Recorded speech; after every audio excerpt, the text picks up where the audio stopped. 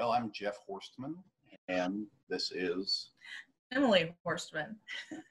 And we've been basically quarantined since the very first day here in the house. March 16th. Since March 16th with all the girls and with our daughter doing school from home. And we only send one or two people out at a time for food and necessary things. And we wear masks, which I was going to wear when you answered the phone, or answered the call just for the fun of it. But yeah, we've been pretty much sequestered here in the house for the whole time with very few excursions. Just for the sake of, well, I'll let Emily cover that more. She's more has her finger on the pulse of everything as far as all that we're doing. But that's been our life since the 16th. So trying to find things to do, especially when you are responsible for 10 people within a household, can be challenging. But we basically have been keeping the same schedule that we do when we're working with the young ladies here. And so we're doing workshops right now that we've incorporated on Mondays and, Tuesdays and Wednesdays, where Jeff is actually teaching sketching, he's doing photography, he's doing creative writing. The girls also have school that they're still doing because we do school throughout the year. So they have several days during the week that they do school. We're also doing work projects. We have tons of work projects. So we're doing things outside. Been doing some painting this week. And then we also, just a few weeks ago, well, actually it's been a couple months ago, we found a little area within our subdivision that Jeff and I just found out about this Christmas. And it's a creek that's just a couple miles through somebody's property, and so it's got this nice sandy beach, and so the girls have been going there and having their own little beach experience. Well, I stay home and enjoy the quiet. Go ahead. But we've been having theme nights. We'll have talent night. We'll have movie night. We had a ladies' tea party a couple weekends ago with all the girls and the staff, and so we've been very busy. And so, like he said, we just get off the property. I do the grocery shopping, do the bills and everything, and we're all practicing social distancing very nicely here. Yeah, we've edited ourselves to look like we're sitting beside each other. For those people that don't get that, that was a joke. Right? We're sitting beside each other. Yes. So for those who haven't or who are new or don't realize, share a little bit about it's all girls, right? It is all girls. Share a little bit about how the girls come into your care. Okay, so we go through a process of admission here. We work with young ladies between the ages of 13 and 23, mainly dealing with them who have either lost a parent through a death, through divorce, and adoption. Those are the main criteria with the young ladies that we work with. Right now, the ladies that are here have all been adopted. And so I work with them. We teach life skills. We teach, like I said, education. We have a special ed teacher that actually lives here on site with her husband, and she is our full-time dean of students. And so she works with them individually. I work with the families, and we do family sessions every week. And right now we're dealing with origins and where the child has come from the biological family to where they are now, and just helping with the family atmosphere once they return home, or if they're old enough, going into independent living and helping them to be a support as they're moving into that direction. And all on the basis with a very Christian root system here. So we do church, we do have devotions, and we do have a night of worship that we've done. And so we try to incorporate that, as well as just that aspect of the way that we live in front of them. So they're being exposed to Christianity, but in a healthy, organic way. Yeah. So in the time you've been doing this, how many girls have come through your house? Since lost track. Since I have been doing it, I would say roughly about 24. Wow. And I've been here for 3 years. Has it been that long? Wow. Yes. Time goes by fast. Yeah, it does. Yeah. So do you keep in contact with them? Are you able to see some results then after they Yes. move on? Yeah. The girls that I have worked with for the last 3 years continue to call, connect. I've actually visited them at their houses and stayed the night at some. We've taken some of the girls on visits to their house if they're in our pathway when we're traveling places. Yeah, I always keep a real good connection with them and their family, and because relationship is so much a part of it, because the families are entrusting us to take care of their young ladies while their daughters while here. So to me, that's very important. Mm-hmm. Well, and I ask that because working with that age group, you often don't see results right away. Yeah. Yeah. Yes, and that's what makes it very unique here, because when you're dealing with an individual and you're living with them 27 Sure. in this type of atmosphere, you're going to see those gradual results. And when they go home for visits, they do monthly visits, the parents are seeing the results. Mm-hmm. And we may not see some, maybe after 3 months, we'll see a little bit. And then 3 months later, we'll see a little bit more, but it's really the staff really engaging with them, and the girls really taking ownership of being here and really seeing that there is something that really is unique about us and that really can make an impact in their life. Mm-hmm. I think the word ownership is important when they finally realize that there's a reason why they're here, and they begin to actually address that and work toward that. Mm-hmm. That's when things start happening. Yeah. It takes a while. But I will say, right before the COVID-19 hit, we are actually working with the family services here in Lafayette, and our hopes is to begin working with the foster care system and working with those that are aging out and helping to create a program specifically for them, so that we can help them move into independent living and create an experience for them as well, because there's just such a need in the foster care system, specifically for those that have aged out. Yeah.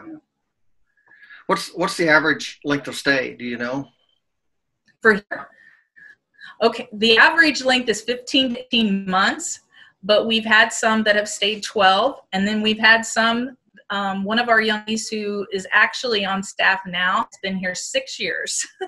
And she moved from being a student to being an intern and has just carried over because she sees the impact it has made in her life, and just really has, that's her passion is this organization and what they've done in her life, and her seeing others really affected by it.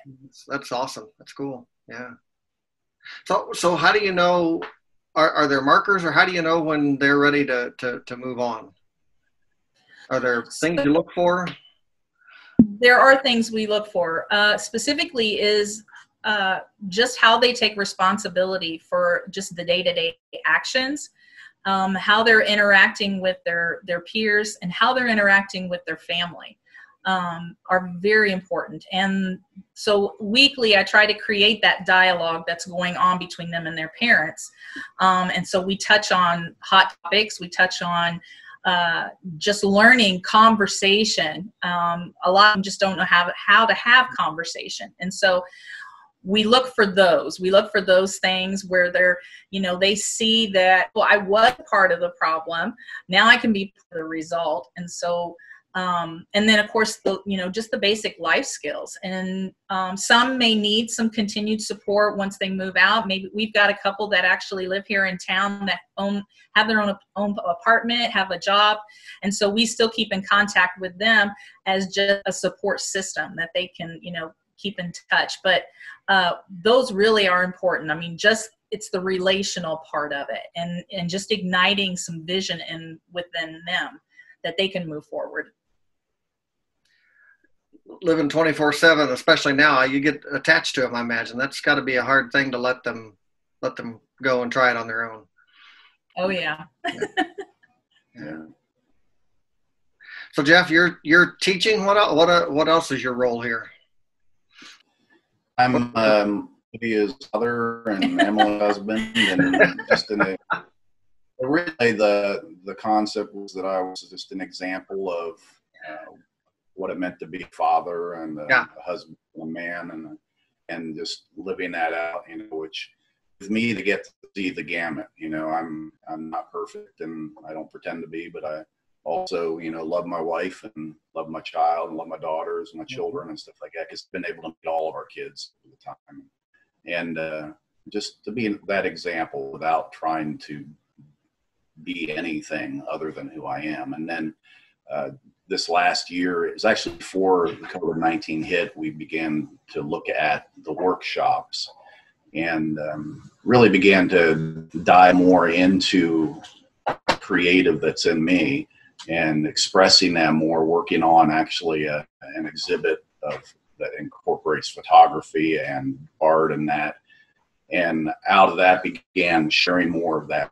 And Emily developed these workshops and scheduled them in where I can actually begin to share a little bit of the rudiments of drawing, the rudiments of photography, how to train your eye and stuff like that. And with writing, music on the list too, but I'll tell you what, if I could just focus on one, that would be nice. But, just being able to share some of those things and see them actually get it is fun. And understand and begin to grow and develop in their expression artistically is fun. So I've been doing that, 2 days a week, focusing one on sketching, one on the writing, and the photography is ongoing, because they have cameras they can access and go around the property and take pictures and experiment and stuff like that. So it's been good. It's more challenging than you think, not because of them, more because of me. I'd like to see results real quick. And they learn so quickly.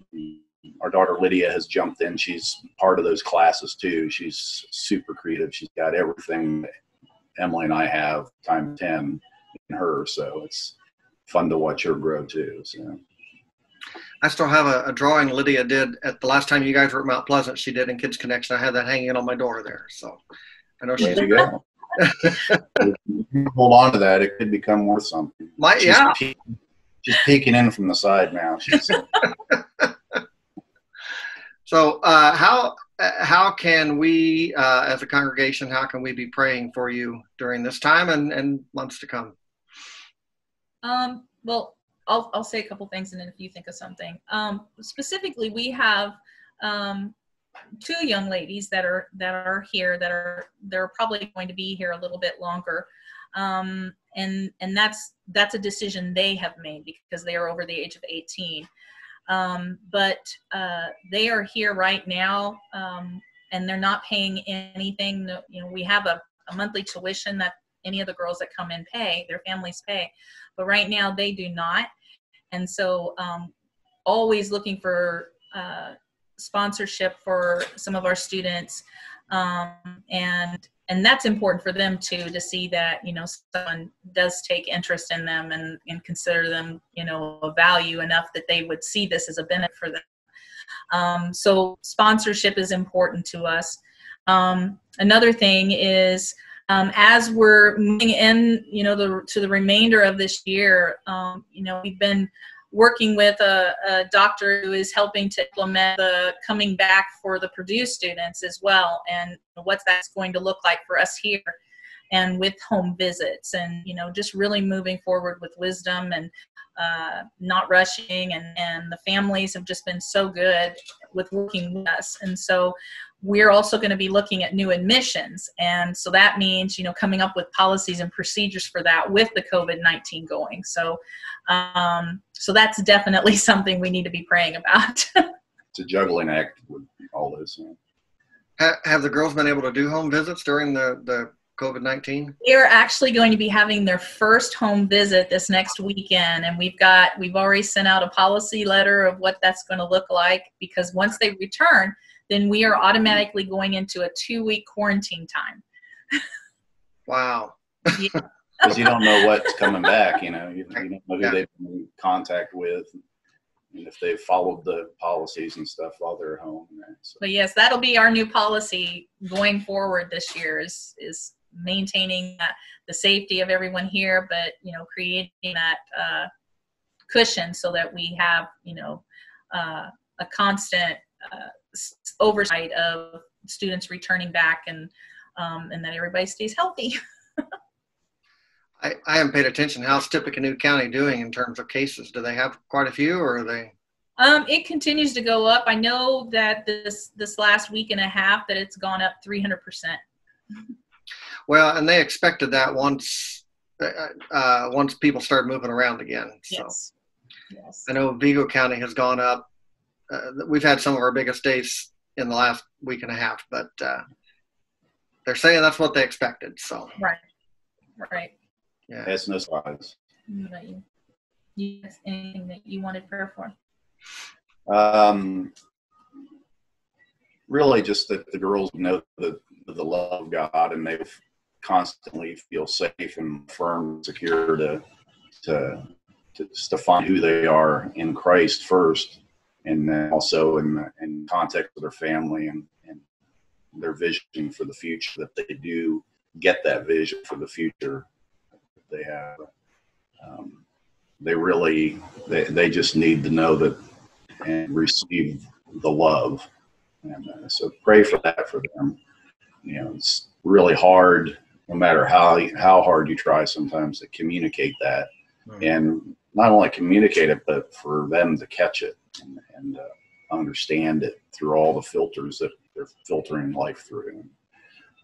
For us as a family, that we continue to love each other well. It's kind of looking over at my daughter over there, but kind of love each other well. And it's, you know, we've been stuck in house since May 16th, doing school and everything here, which we're no exception to the real others. Everyone else is doing that too, but it brings its own set of stresses and stuff like that. But I think what I've noticed, we've had difficult times trying to keep focused on school, but we've also, I've noticed, I haven't maybe said it as much as I should, but I've noticed there's kind of a coming together as well.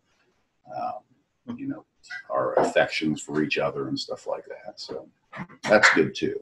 So, God's in the move.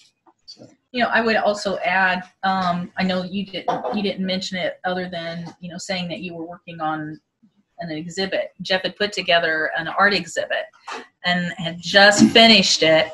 We had our first showing, you know, set, and then we had to cancel it because of the COVID-19.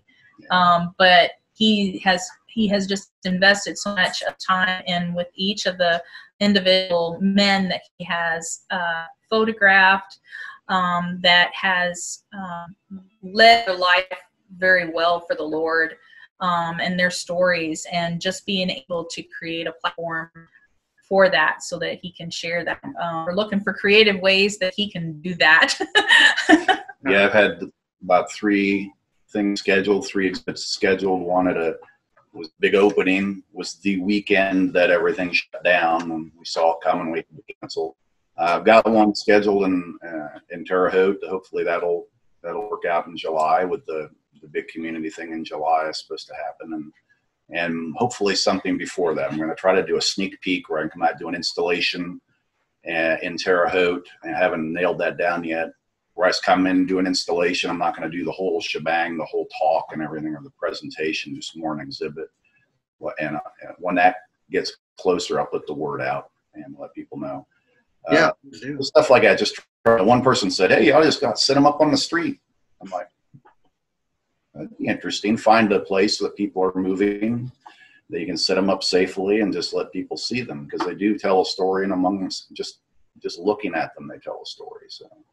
So I don't know. There's all kinds of options, but it did kind of put a wrench in my plans. Yeah. But God's plans are bigger, so I haven't really been too stressed about it. I see Lydia's elbow over there. It looks like. Ran away again. Hey, he wants to see you. She's coming. Graham will be upset if you don't get on here. Yeah, I want to see a picture. There she is. Hi. How are you? Good. There we go. Are you liking being home all the time? I mean, I'm liking not having to wake up really early in the morning. But yeah, it's okay. What's your friends? Yeah, I miss my friends. Yeah. My But daughter's she's been learned home from my IQ too. So, what's that? she's learned how to do chat on her Google Chat or whatever. She's ain't too good at that. And they've been doing Zoom meetings at least once or twice a week. It's always fun to listen into those things. You realize that your child is not the only one full of energy. That everything is okay in the world, you know. Yeah. It has been though. It really hasn't been as challenging as when I'm talking to other families, just because we keep a regular schedule here, Sure. and keep activities going, and even cooking classes and baking classes, and so like I said, we really try to keep busy, and the girls for the most part have enjoyed it and seem to be pretty flexible, other than they haven't been able to really see their families, so we've been doing a lot more FaceTime calls and Sure.